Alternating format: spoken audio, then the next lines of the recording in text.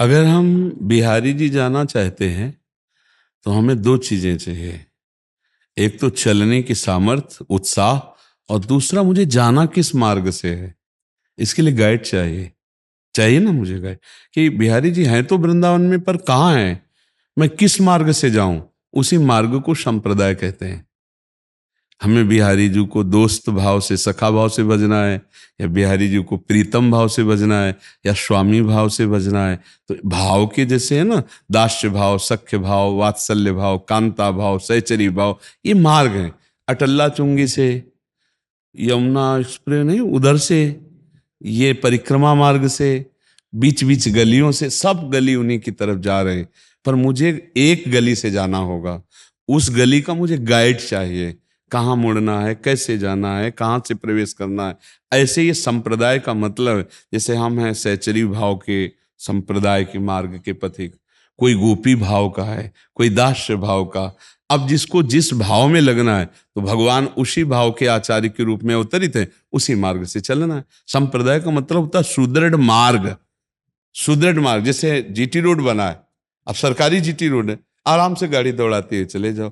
अब रोड नहीं बना है, आपको नया मार्ग बनाना पड़े, तो आप में इतनी सामर्थ्य नहीं है कि आप नया मार्ग तय कर सके। तो भगवत मार्ग बनाने के लिए भगवान ही आचार्य रूप में आए हैं।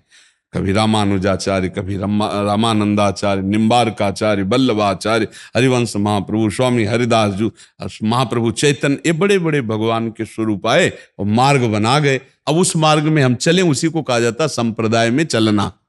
संप्रदाय कोई निषिद्ध बात नहीं है कि अरे संप्रदाय, संप्रदाय निषिद्ध तब माना जाएगा जब आप किसी संप्रदाय को कि अन्य संप्रदाय की निंदा करो, तब आप अपने संप्रदाय का हानि कर रहे हैं और रहस्य नहीं जान पाए। संप्रदाय का मतलब होता है एक सुदृढ़ मार्ग।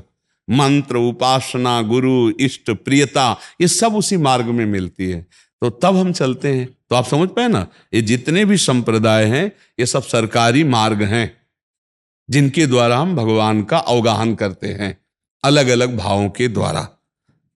तो इसमें कोई निषिद्ध नहीं है।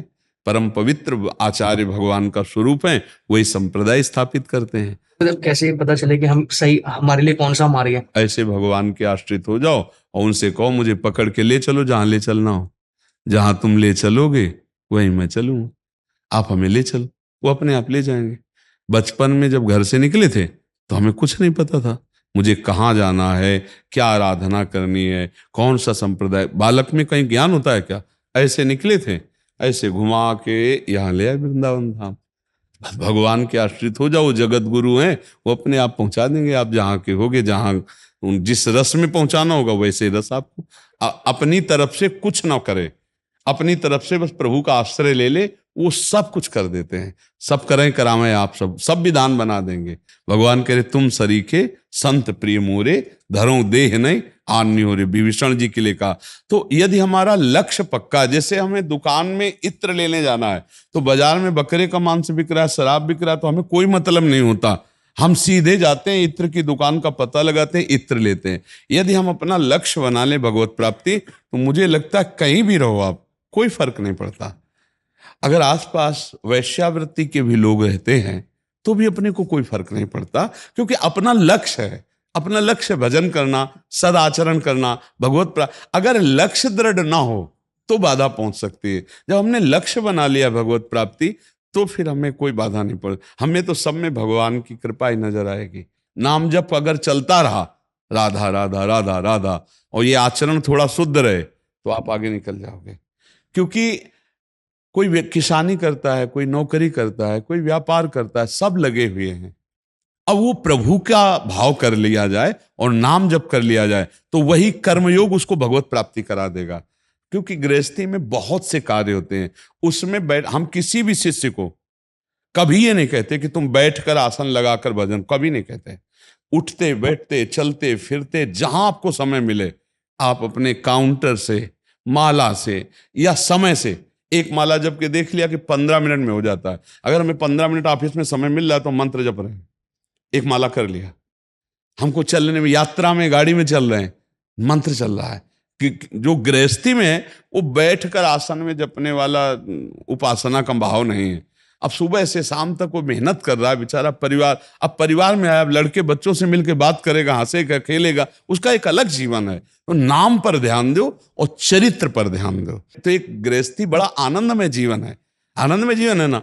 कमा के लाए, अपने परिवार को भगवत स्वरूप मानकर सुख, राधा राधा राधा राधा, धर्म से चलो, इसी से भगवत पर। ज्यादा गृहस्थी में ठाकुर जी तो विराजमान है ना, हाँ, उनका भोग लगाओ और पाओ और नाम जप करो, पवित्र आचरण से रहो, बस। और आप बताए कि चतुरासी जी का आप गान करते हैं, तो छुट्टी 84 भ्रमंते निरखय जुगल किशोर, वादा है चतुरासी जी का गायन करने वाला 84 लाख योनियों में नहीं जा सकता और भगवान की प्राप्ति निश्चित होगी उससे। आचार्यों ने लिखा है तो हम उसी के अनुसार विश्वास से कहते हैं, छुट्टी 84 भ्रमंते निरखय जुगल किशोर, निरखय जुगल किशोर भोर और रैन न जाने, पिए रूप रस मत भयो कछ मन ही नाने। दो इंद्रियां भ्रष्ट करती हैं, रसेंद्री और जनेंद्री, इनसे बचा ले जाए तो मतलब सब बच जाता है। नहीं, ये दो तो भ्रष्ट है और बहुतायत हो गई इसकी बहुतायत हो गई। आप किसी भी मित्र से मिलने जाओ तो आपको पीने के लिए आदि ये और खाने के लिए अंडा और मांस आदि, यही मतलब यही वीआईपी,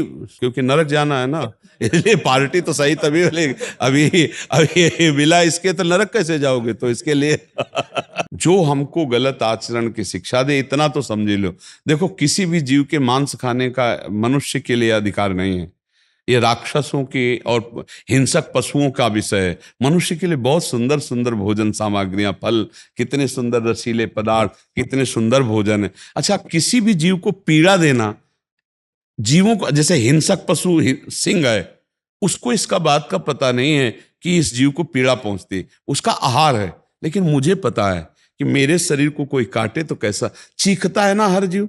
आप देखो, किसी मान लो मुर्गी है, आप एक सुई ऐसे करो तो वो बचना चाहेगी, वो चीखती है, वो चिल्लाती है। आप उसी को काट के, भूंज के, उबाल के, ऐसे हर जीव को, किसी को भी। अपने यहाँ तो गाय परम पवित्र, मतलब कितनी पूज्य, विदेशों में तो उसका आहार कर रहे हैं वो। तो मान लो भूल से अगर कहीं, अच्छा, विदेश में पता क्या चले कि किसका है? वहां जब सबई चल ही रहा है तो वहां पार्टी में गए तो यहाँ पूछोगे क्या कि नहीं जी किसका? सुअर अपने यहाँ कितना निकृष्ट माना जाता है, नहीं, छूना भी अपवित्र वाला वहां परोसा जाता है। तो बहुत बचना है, बहुत बचना है। अगर खान पान सही हुआ तो सब सही हो जाए। खान पान और चरित्र, दो पर ध्यान दे। ये बहुत ऊंचे तक जाती है, जो काम वासना है ना, ये छोटी मोटी हस्ती नहीं है, बहुत बड़ा शत्रु है। ये बहुत ऊंचाई तक रहता है, बहुत वर्षों तक रहता है। जब तक भगवान का साक्षात्कार ना हो जाए तब तक ही रहता है। मतलब बहुत अच्छी साधना 20-50 वर्ष होने पर भी ये नष्ट नहीं होता, सूक्ष्म रहता है, तरंग की तरह। पर भगवान का दर्शन होते ही ये खत्म हो जाता है। जब तक दर्शन नहीं होता तब तक विश्वास न करे, चाहे 20 वर्ष का ब्रह्मचारी हो, 50 वर्ष से संयम से चलाओ, ये भ्रष्ट कर देगा। ये काम बहुत बड़ा शत्रु है और ये भगवत बल से संपन्न है, साधारण नहीं है। भगवान श्री कृष्ण के पुत्र के रूप में जन्मा है। प्रद्युम्न जी कामावतार है ना, तो हाँ, तो भगवत स्वरूप है। ये काम तब तक रहता है, बस सावधान रहना इससे। ये कोई छोटी मोटी हस्ती नहीं कि साल 2 साल भक्ति करो और ये भाग जाएगा। ले पास ही रहेगा आपके, और जब तक भगवत साक्षात्कार नहीं होगा तब तक ये बना रहेगा। इसलिए डरना नहीं, ये आपको भ्रष्ट नहीं करेगा, ये आपको सहयोग करेगा। ये डरा डरा के आपको भगवान की शरण में पहुंचाएगा। जैसे छोटा बच्चा घर के बाहर खेल रहा हो पर कोई भय आ जाए तो माँ की तरफ दौड़ता है ना, ऐसे भक्त का एक आश्रय तो भगवान रहते हैं। जब कामादि विकार सताएं तो भगवान को पुकारो, हे प्रभु हमारी रक्षा करो। और जहां तक हो सके शास्त्र आज्ञा में रहोगे तो कभी भ्रष्ट नहीं होगे। जैसे किसी माता बहन का किसी भी तरह से एकांत में जिससे हमारा भाव बिगड़ चुका है उससे, या जिससे भाव हमारा बिगड़ सकता है, ऐसे चांस न दिए जाए, फिर भगवान रक्षा नहीं करेंगे। ये भी बात ध्यान रखना। जैसे हमारा जिससे भाव बिगड़ चुका है, हमारा संबंध पहले गलत रहा है, और उससे हमारा एकांतिक मिलन हो जाए तो हमारा गलत क्रिया हो जाएगी।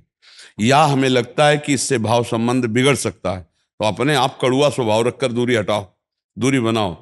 संगम त्यजेत मिथुन व्रतिनाम मुमुक्षु सर्वात्मना न विसृजेत बहिरिंद्रियाणि। माया भेजेगी आपके पास। जब कोई भगवत प्राप्ति का लक्ष्य करेगा, चाहे स्त्री हो या पुरुष, माया इन्हीं दोषों के द्वारा उसे भ्रष्ट करने के लिए उसकी व्यवस्था पुष्ट करती है।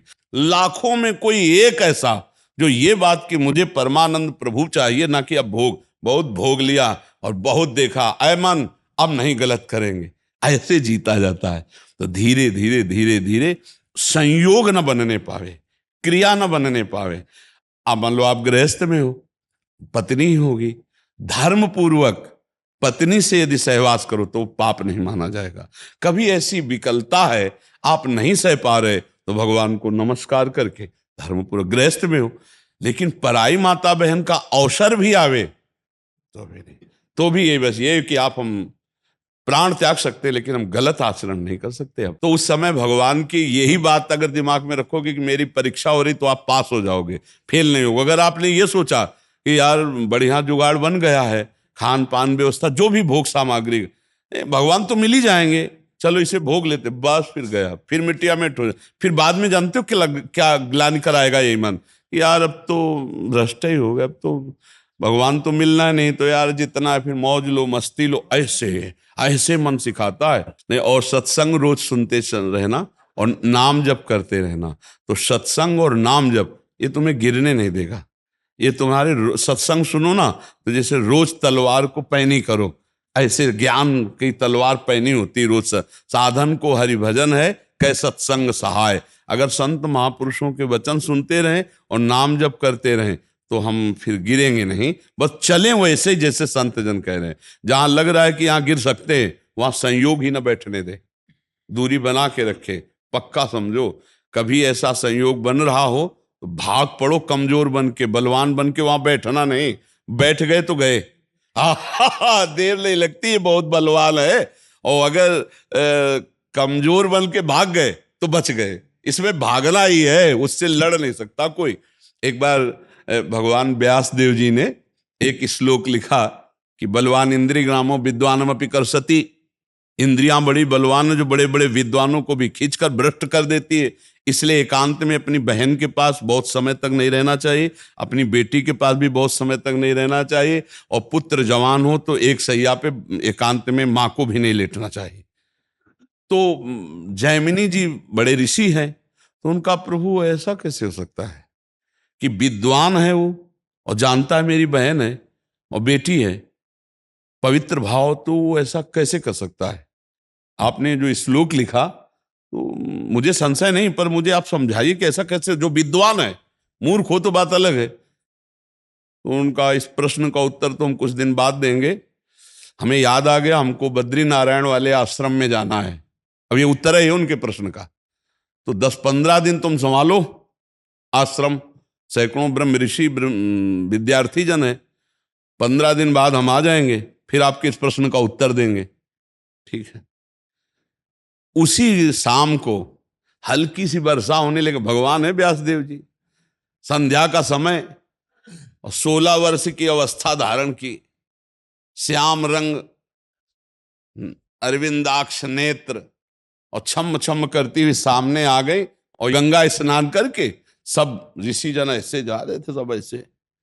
तो जयमिनी जी के पास आई और कहा, भगवान रात्रि का समय आने वाला है, बड़ा भयावह है, मैं अपना घर भूल गई हूं, आज रात्रि अपने आश्रम में आप जगह दे देंगे क्या? उनका नहीं, गुरुदेव बाहर गए हुए हैं और सख्त आदेश है, ब्रह्मचारियों का स्थान है, यहाँ स्त्री प्रवेश निषेध। प्रभु स्त्री की बात नहीं है, मैं आपकी शरण में हूं, मेरी जान का खतरा है, मैं अकेली हूं जंगल में, और शरणागत के लिए तुम्हारे गुरुजी ने समझाया कि शरणागत की रक्षा करनी चाहिए। अब गुरुजी हैं, उनको कौन काट सकता है? जैमिनी जी ने कहा, बात तो तुम्हारी सही है कि तुम्हारा स्त्री शरीर है, अभी देखा नहीं, स्त्री शरीर है और गुरु जी है नहीं, और तुम्हारी रक्षा भी अच्छा ऐसा कर सकते हैं कि हम अपने आश्रम में एक झोपड़ी खप रहला था, उसमें अलग आपको दे देंगे, दरवाजा लगा, आप बंद कर, मैं भी कहूं तो दरवाजा रात्रि में मत खोलना, सुबह निकल जाना। तो उनका, जैसी आपकी आज्ञा, मेरी रक्षा हो जाएगी, चलो दूर चलो, और वो कुटिया है, जाओ दरवाजा अंदर बंद कर लो जाकर, यहां सब ब्रह्मचारी रहते हैं। अब जाके जो संध्या वंदन करके ध्यानस्थ हुए, फिर दिमाग में आया कि हमने पूछा नहीं कि तुम रात्रि में अकेले कैसे फंस गई, आखिरकार हो कौन, कहां से आई हो, तुम्हारा ब्याह हुआ है कि नहीं हुआ है? विविध प्रकार का उसी का चिंतन होने लगा। तो ध्यायतो विषयान पुंसात् संगास्तेषु उपजायते संगात संजायते कामः कामात् क्रोधो विजायते क्रोधात् भवत् सम्मोहा सम्मोहा स्मृति विभ्रमा स्मृति भ्रंशात् बुद्धिनाशो बुद्धिनाशात् प्रणश। पहला रोग शुरू हो गया, ध्यान। जहां प्रभु का ध्यान होना था वहां उस तो चरण देखे थे बड़े ही सुंदर, उनका मुख कितना सुंदर होगा। अब गए, अब इतना सब करते हुए रात्रि तो हो ही गई थी, दरवाजा खटखटाया तो उन्होंने कहा दरवाजा तो नहीं खुलेगा। बोले मैं जैमिनी जी हूं। बोले नहीं, जैमिनी जी ने मना किया है कि सुबह नहीं खुलेगा दरवाजा। तो खपरा हिलाए थे, कोई लिंटर तो था ले खपरा हटाए, बांस हटाए, कूद गए। देखा तो वो सुंदर रूप, क्योंकि भगवान ने धारण किया था, श्याम रंग छटा छा रही थी एकदम, इंद्रनीलमणि कांति, नौ यौवन अवस्था, देख के मुग्ध हो गए। अब सब पूछना भूल गए कि तुम कहां से आई हो, क्या कुछ नहीं पूछा। तुम्हारा ब्याह हुआ है? नहीं। तो तुम ब्याह कर सकती हो? हाँ। हमसे कर सकती हो? बोले आप जैसा ऋषि मिले तो फिर क्या कहना, ब्याह तो कर ही लेगी। तो उनका फिर ब्याह कर लो हमसे। उनका शर्त है, जहां आप स्नान करने गए थे वहां काली जी का मंदिर है, वहां तक अपना मुंह काला करो, हमें पीठ में बैठा लो और वहां तक ले चलो, फिर वो आम जयमाला डाल देंगी तुम्हारे। तो सोचा अंधेरे का मामला है। बोले ठीक है। काम कितना प्रबल होता है, मुंह काला किया, पीठ में बैठाला, घुटने के बल चले। जब वहां पहुंचे तो 2 थप्पड़ मारे। तब उन्होंने देखा तो भगवान भगवान व्यास देव जी ने कहा श्लोक गलत है कि सही? बोले गुरुदेव सही है, क्योंकि इतने बड़े विद्वान जैमिनी ऋषि। तो बोले तुम्हारे लिए तो संपूर्ण जगत जननी के भाव में देखो या बेटी के भाव में देखो या बहन के भाव में देखो, तुम्हारा भाव क्यों बदल गया? इस श्लोक में लिखा है कि गलत है। बोले गुरुदेव पक्का सही, अब कभी जुड़ रहा। तो ये बात है कि बड़े बड़े विद्वानों की बुद्धि एकांत में संयोग प्राप्त करने के लिए भ्रष्ट हो जाती है, इसलिए बचना चाहिए, शास्त्र आज्ञा से चलना चाहिए।